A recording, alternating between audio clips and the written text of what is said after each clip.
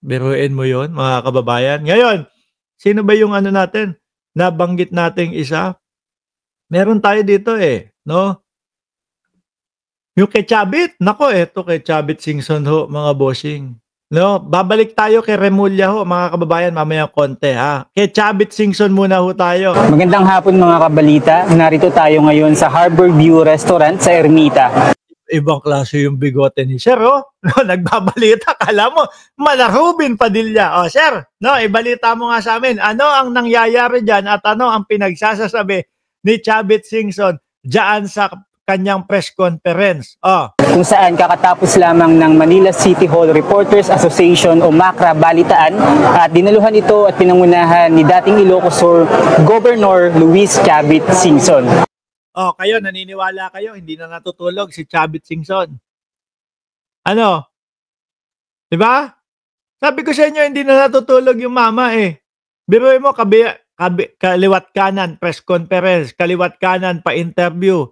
Dagdag pa diyan, a-attend pa 'yan nung mga rally. 'Di ba? A-attend pa ng mga rally. Bakit 'to, mga bossing? Wala na, Stress na din ho 'yan, taranta na din ho, mga bossing, hindi na alam kung ano gagawin. Isa si Chavit sa malaking pangalan na naiimbestigahan ho ngayon. 'Di ba?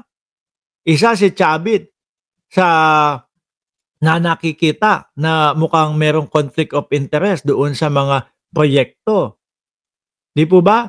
Ngayon may kaso din si Chavit, kinasuhan nung mga kababayan niya doon sa Narbacan. Naglalakas loob na po sila ngayon. Dati, kapagka sinabi mo pa lang ho na Chavit Singson, ay hindi natin puwedeng galawin 'yan.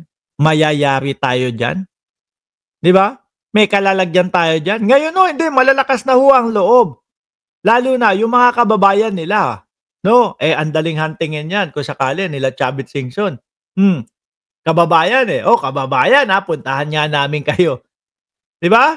Ngayon malalakas na ho ang loob kasi alam nila na hindi porket malaking pangalan si Chavit, tutulungan or kakampihan ng gobyerno. Hindi ho. Simula pa lang ho nung pagkakaupo ni Pangulong Bongbong Marcos, ganyan na ho yata ang bigote ni sir, 'no? Hindi.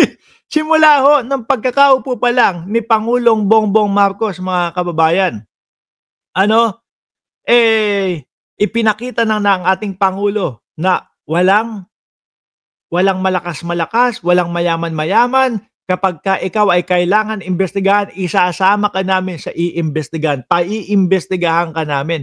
Ngayon, no, pagka ganyan ang nakikita ng kapwa natin Pilipino, aba, okay pala itong gobyerno na ito.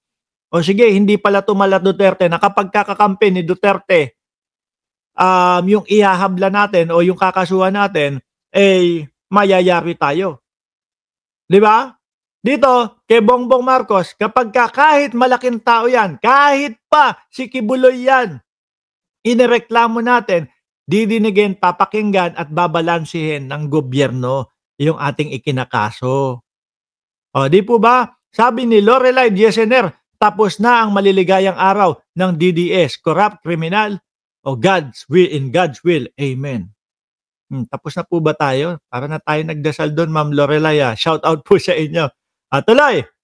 Ilan sa mga tinukoy ni Singson ang pagdadawit ni dating ako Bicol Party List Representative Saldico sa 100 billion pesos insertion umano ni Pangulong Bongbong Marcos. Yan naman talaga mga kababayan Yan ang magiging naratibo na lang po nila. Ewan ko kay Chavit hindi ko alam kung iniisip niya bobo din yung mga pinagsasabihan niya o mga pinagpapaliwanagan niya. Bakit mga kababayan? Ang simple-simple, sabi ko nga sa inyo, alisin muna natin si Chavit bago ipakita yung kanyang dalang napakalaking screen, no? Sabi ko nga sa inyo, yung sinasabi ni Saldico na insertion ng ating Pangulo na 100 billion, pag eto lang na balita na ito ang inilabas mo, ibinalita ho ito noong Desyembre 30, 2024. Yan lang po ang ilabas mo Binito ni Pangulong Bongbong Marcos yung 194 billion worth of items in the 2025 national budget. Saliwa na ho dyan doon sa pinapalabas nila. Di ba? Biruin mo, gustong kumita, gustong makakickback, gustong makakupit ng Pangulo doon sa 100 billion. Tapos ang tinanggal pa ng dating Pangulo bago matapos ang 2024 ay 194 billion. Ano yun? Naglagay ng 100 billion para kumita tapos tinanggal yung 194 billion. Di ba? Sabi ko nga sa inyo, kaya hindi ko pinapakita yan, wala tayong kita sa YouTube. Kapag kaganyan, no, pagkaya ng pinakita natin, wala na, tapos na ang usapan. Di ba, Sir Benj Uy? Ba't ngayon ka lang, ha? Comment ka ng comment doon sa GC natin. Shout out po, Sir Benj Uy. Oh. Di ba? Tapos na. Kaya itatago na ho natin yan, mga bossing. Ituloy natin dun kay Chavit Singson. Chavit! Ulitin ko, Ayan yung napakalaking screen doon sa gilid ni Chavit Singson, mga kababayan. Effort niya po yan. Dinala niya po yan. Para para ipakita yung video ni Saldico. National Expenditure Program. Yan ang budget ng Presidente na iprepresenta sa Congress and Senate. So, tatawagin niya lahat ng mga departamento. Magbibigay sila ng budget nila. Ihimayin niya yan. At pipirmahan. Siya unang pumirma. Bakit pumirma? Si Bongbong Marcos kasi ang pumirma. Akalain mo ba nananakawin ng ibang mga politiko yung pera na yon, 'di ba? Sabi ni Agapito kasi yung 190 billion hindi yun kanya, samantalang yung 100 billion kanya. Sabi ni Win Gatchalian, yung 100 billion daw na insertion puro maliliit na mga lugar.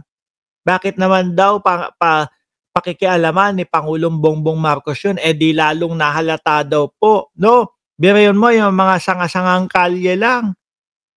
'Di ba? Mahalata, kada street.